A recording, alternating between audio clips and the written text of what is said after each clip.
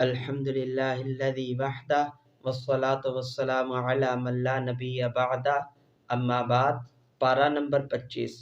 سورۃ حامیم سجدہ چل رہی تھی۔ اس پارے کے شروع میں اللہ رب العزت نے فرمایا الیہ یرد علم الساعہ، قیامت کا علم اللہ کو پتہ ہے، اللہ کے سوا کوئی نہیں جانتا کہ قیامت کب آئے گی۔ پھر اس کے بعد اللہ رب العزت نے انسان کی فطرت کو بیان کیا ہے کہ انسان پر جب اچھے حالات آتے ہیں تو وہ اس میں اکڑتا ہے، اور جب ناموافق حالات آتے ہیں تو اللہ کی طرف رجوع کرتا ہے۔ حالانکہ انسان کی یہ شان نہیں، ہر حالت میں چاہے اچھے حالات آئیں چاہے برے حالات آئیں، رجوع اللہ ہی کی طرف انسان کو کرنا چاہیے۔ سورۃ شورى، چونکہ اس صورت میں لفظ شورا آیا ہے، امرہم شورا، اس لیے اس صورت کا نام شورا رکھا ہے۔ اس میں اللہ رب العزت نے ہمیں سمجھایا کہ قرآن پاک کو عربی زبان میں نازل کیوں کیا ہے۔ اس لیے کہ قرآن جب نازل ہوا اس کے جو مخاطبین تھے وہ عربی زبان جانتے تھے، اس لیے اللہ رب العزت نے قرآن کو عربی زبان میں نازل کیا ہے۔ پھر اس کے بعد اللہ رب العزت نے اس صورت میں ایمان والوں کی صفات کو ذکر کیا ہے۔ ایمان والوں کی صفات کیا کہ وہ اللہ پر بھروسہ رکھتے ہیں، بے حیائی کے کاموں سے بچتے ہیں، اپنے کام مشوروں سے کرتے ہیں، بندوں کو معاف کرتے ہیں، فرما برداری کرتے ہیں، نماز کی پابندی کرتے ہیں، اللہ کی راہ میں خرچ کرتے ہیں، ظلم اور زیادتی نہیں کرتے، معاف کرتے ہیں، اگر کبھی بدلہ لینا ہو تو اتنا ہی بدلہ لیتے ہیں جتنا ان پر ظلم ہوا ہو، زیادتی نہیں کرتے، حد سے تجاوز نہیں کرتے۔ پھر اس کے بعد اس صورت کے اخیر میں اللہ رب العزت نے ہمیں سمجھایا کہ وحی کا طریقہ کیا ہے، اللہ رب العزت وحی کیسے بھیجتے ہیں، اس کو سمجھایا کہ کبھی اللہ رب العزت نبی کے دل میں بات کو ڈالتے ہیں، کبھی یہ بھی وحی کا طریقہ ہے، کبھی اللہ رب العزت پردے میں رہ کر ہم کلام ہوتے ہیں۔ اب نبی تو نہیں دیکھ سکتا، جیسے موسیٰ علیہ السلام کوہ طور پہ جاتے، اللہ رب العزت سے ہم کلام ہوتے، یہ بھی وحی کا طریقہ ہے۔ کبھی اللہ رب العزت فرشتے کو بھیجتے، وہ بات کو سمجھاتے، یہ بھی ایک وحی کا طریقہ ہے۔ سورۃ زخرف، زخرف کہتے ہیں سونا، گولڈ۔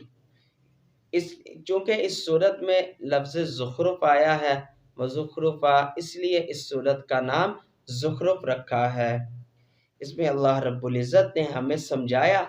کہ اگر اللہ چاہتے تو کافروں کی چھت چاندی کی سونے کی بنا دیتے، سیڑھیاں سونے چاندی کی بنا دیتے، ان کے گھر سونے چاندی کی بنا دیتے، لیکن جو سے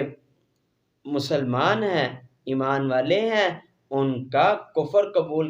کفر کی طرف جانا آسان ہو جانا تھا، ان کا کفر کو اختیار کر لینا تھا، اس بات کا اندیشہ تھا، اس لیے اللہ رب العزت نے کسی کو دیا کسی کو نہیں دیا۔ اللہ کے ہاں دنیا کی کوئی وقت نہیں، دنیا کی کوئی قدر و قیمت نہیں، اللہ چاہتے تو یہ کر لیتے، لیکن ایمان والوں کے ایمان کا خوف تھا، اس لیے اللہ رب العزت نے اعتدال کا راستہ اختیار کرتے ہوئے کسی کو کم دیا کسی کو زیادہ دیا۔ پھر اللہ رب العزت نے اس صورت میں قدرت کے دلائل کو بیان کیا ہے، توحید کے دلائل کو، اور بار بار اللہ رب العزت ذکر کرتے ہیں کیونکہ سب سے بنیادی چیز توحید ہے۔ انبیاء علیہ السلام بھی جب آتے تھے لوگوں کو سمجھانے کے لیے تو توحید کی دعوت دیتے تھے، توحید سب سے بنیادی چیز ہے، اس لیے اللہ رب العزت نے قدرت کے توحید کے دلائل کو بار بار ذکر کیا ہے۔ پھر اللہ رب العزت نے سفر کی دعا کو ذکر کیا، سبحان الذی سخر لنا ھذا وما كنا له مقرنین وانا الی ربنا لمنقلبون، اس دعا کو ذکر کیا ہے۔ پھر اس کے بعد اللہ رب العزت نے فرمایا کہ مشرکین جو کہتے ہیں کہ ہم دین ابراہیمی پر ہیں، اس کی اللہ رب العزت نے تردید کی ہے، فرمایا کہ وہ تو موحد اعظم ہیں، تم تو شرک کرتے ہو، تم بھلا کیسے ان کے دین پر ہو سکتے ہو۔ پھر اللہ رب العزت نے موسیٰ علیہ السلام کا قصہ بیان کیا اور موسیٰ علیہ السلام کا قصہ بھی اللہ رب العزت نے بار بار ذکر کیا ہے۔ پھر اس کے بعد عیسیٰ علیہ السلام کا اس صورت میں اللہ رب العزت نے واقعہ ذکر کیا کہ مشرکین ان کے بارے میں طرح طرح کی باتیں کرتے ہیں، تو اللہ رب العزت نے فرمایا کہ یہ تو پاک دامن ہے، ان کی ماں بھی پاک ہے، تم کیوں ان کے بارے میں طرح طرح کی باتیں کرتے ہو؟ اللہ رب العزت نے ان کی پاک دامنی کو یہاں ذکر فرمایا ہے۔ پھر اس صورت کے اخیر میں اللہ رب العزت نے حضور صلی اللہ علیہ وسلم کو سمجھایا اور ان کے توسل سے ہمیں بھی سمجھایا، فَاصْفَحْ عَنْهُمْ وَقُلْ سَلَام، کہ آپ کے ذمے سے بات پہنچانا ہے، اگر وہ مانتے ہیں تو ٹھیک ہے سلام کریں، اگر نہیں مانتے تو ان سے درگزر ہوں، ان سے کنارہ اختیار کریں، آپ پریشان نہ ہوں، بس آپ کے ذمے بات کو سمجھانا ہے، مان جائے تو سلام کریں۔ اس کو اللہ رب العزت نے سمجھایا، تو ہمیں بھی اس سے یہ سبق دیا ہے اللہ رب العزت نے، ہمیں بھی چاہیے کہ ہم سے بات کو سمجھا دیں، ہمارے ذمے ہے بات کو سمجھانا، باقی اگر کوئی مان لے تو بسم اللہ، نہ مانے تو اس میں پریشان ہونے کی بات نہیں ہے، ان سے درگزر رہیں، یہ ہمارے لیے بھی بہت ہی بڑا سبق ہے۔ سورۃ دخان، دخان کہتے ہیں دھوئیں کو، چونکہ اس میں لفظ دخان آیا ہے اس لیے اس سورت کا نام دخان رکھا ہے۔ اب کفار پر قحط آیا، وہ اللہ کے نبی صلی اللہ علیہ وسلم کے پاس آئے، ان سے کہا کہ آپ دعا کریں کہ یہ قحط چلا جائے، ہم آپ پر ایمان لے آئیں گے۔ تو اللہ رب العزت نے سمجھایا کہ جیسے یہ کہہ رہے ہیں، اس سے پہلے بھی قوم ایسے کہتی تھی، ان پہ کوئی پریشانی آتی تھی تو وہ نبی کے پاس آ کر کہتے تھے کہ آپ دعا کریں کہ یہ پریشانی ٹل جائے، ہم ایمان لے آئیں گے۔ جب پریشانی ٹلتی تھی وہ ایمان نہیں لاتے تھے، وہ سرکش ہو جاتے تھے، اور دکان یہ دعاں تو وہ کفار بھی سمجھتے تھے، جب ان پہ قحط آیا وہ سمجھتے تھے جیسے دعاں آ گیا ہے۔ یہ عبداللہ بن مسعود رضی اللہ عنہ کی روایت ہے۔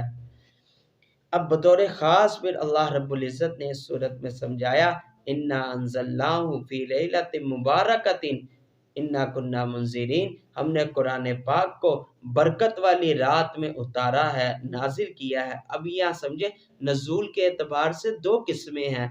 ایک اللہ رب العزت نے قرآن پاک کو نازل کیا آسمان میں، وہ اکٹھا نازل ہوا، پھر آسمان سے دنیا میں تھوڑا تھوڑا کر 23 سال کی عمر میں نازل ہوا۔ پھر اللہ رب العزت نے اس پارے کے اخیر میں جہنم کا تذکرہ کیا اور تسلی دی،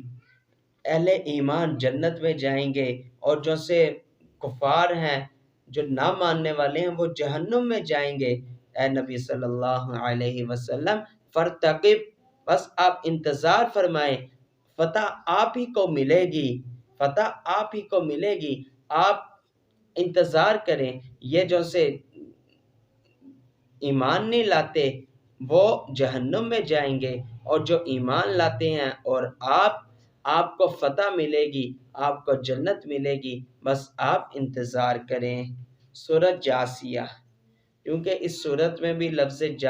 جاسیہ کا ذکر آیا ہے، اس لیے اس صورت کا نام جاسیہ رکھا ہے۔ اس صورت میں اللہ رب العزت نے قرآن کی عظمت کو بیان کیا ہے، پھر اللہ رب العزت نے اپنی عظمت جلال کا ذکر کیا ہے، عظمت کا بھی ذکر کیا، جلال کا بھی ذکر کیا، پھر بنی اسرائیل کی سرکشی کو بیان کیا ہے۔ بنی اسرائیل کون ہے؟ حضرت یعقوب علیہ السلام کے 12 بیٹے تھے، ان کی جو آگے نسل چلی وہ بنی اسرائیل تھے، ان کی جو سرکشی تھی ان کو اللہ رب العزت نے اس صورت میں بیان فرمایا۔ پھر اللہ رب العزت نے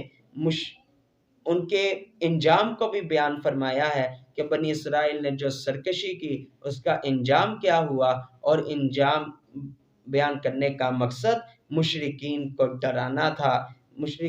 ڈرانا تھا، اس لیے اللہ رب العزت نے بنی اسرائیل کی سرکشی اور اس کے انجام کو ذکر فرمایا۔ پھر آخر میں اللہ رب العزت نے قیامت کے منظر کو بیان فرمایا ہے وَتَرَى كُلُّ أُمَّةٍ جَاثِيَةً کہ یہ گھٹنوں کے بل ہوں گے، پرے ہوں گے، تڑپ رہے ہوں گے، چیخے مار رہے ہوں گے، موت کو پکار رہے ہوں گے۔ یہ جو سے نافرمان ہے موت کو پکار رہے ہوں گے، لیکن تب 100 موتوں کو پکار لیں کوئی موت آنے والی نہیں۔ اللہ رب العزت سے دعا ہے اللہ رب العزت ہم سب کو آخرت کے عذاب سے بچائے اور دنیا میں رہ کر قرآن کے مطابق زندگی گزارنے کی توفیق عطا فرمائے۔ وآخر دعوانا ان الحمد للہ رب العالمین۔